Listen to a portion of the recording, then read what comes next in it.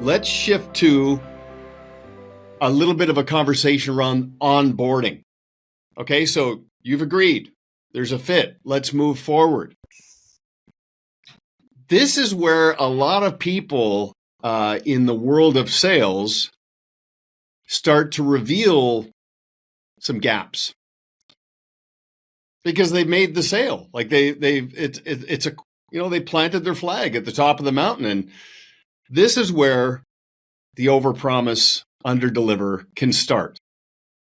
So I believe that somebody is actually at their highest level of referability early in a relationship. Like the really elite, high caliber people actually have prospective clients start thinking about the people they want to introduce to the professional before they themselves have even become a client. But certainly in that first couple of months of formalizing a relationship, I'd love your perspective on the onboarding process to fast track somebody to advocate status. So Daniel, do you want to kick that off?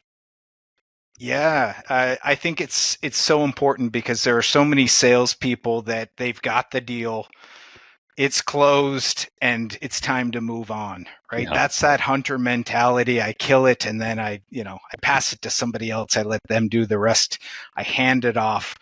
But that's your client. That's your opportunity, I think, to say, I'm going to deliver on everything we talked about in the sales process.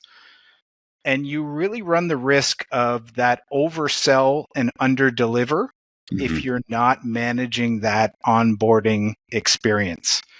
And I think a real pro move is to, through the process, make sure you leave something that hasn't been disclosed that the client is going to find after the sale. So whether it's additional training, whether it's something they didn't expect to get, I think holding some cards and playing them after the sale is made is the thing that creates an exceptional experience for people. So I think we really need to think in the process, what have I not told them that I can then, create some delight on the other side by doing it? And setting that up as part of the sale, because then you really become the person they go, wow, the process was good, but it keeps getting better after I've already cut you the check. Like that's when people want to refer. That's when people say, you're my go-to person, because they got that extra step.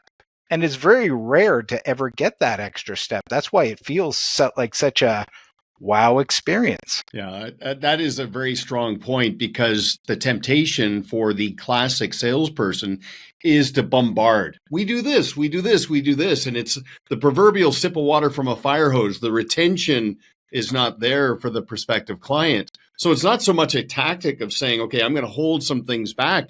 It's just a respectful strategy and methodology to position value so that somebody actually finds it to be of value, not overloading, not bombarding, but just, again, playing the long game so that there's an absorption of that value. Steve, you want to chime in on that?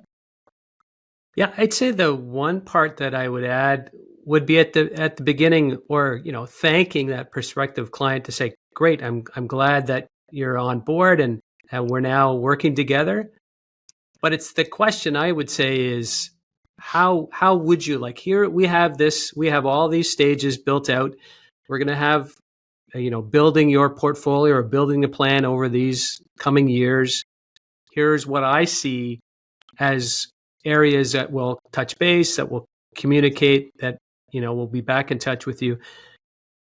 What would you like to see in return? Like, how would you like me to communicate with you? I think that's oftentimes a missed part, because we're too eager to say, thank you, we're going to send you an email on Friday, we're going to have my team get on next Friday, and we're going to follow up the month after, and then I'm going to have reports, and we're going to sit down, go through 72 pages of report on December the 5th. And it's like, now you're overwhelmed, and so hard on the consultant's part to then deliver on all of those pieces. So how do you measure, because not every client is going to be wanting the same kind of information, right? Right. Some might want just the top notes, and some might want all of the detail to kind of understand where they are and how things are progressing. So I think that's the kind of the balance, I think, in creating that advocacy. And I've seen it where clients like the stages. They like to understand what's coming next. So great today, great celebration, confetti cannons, everybody's happy.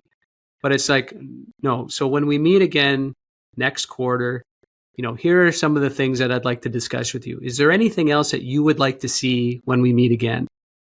Nice combination. Client feels happy that they're heard and they're understood. They feel comfortable.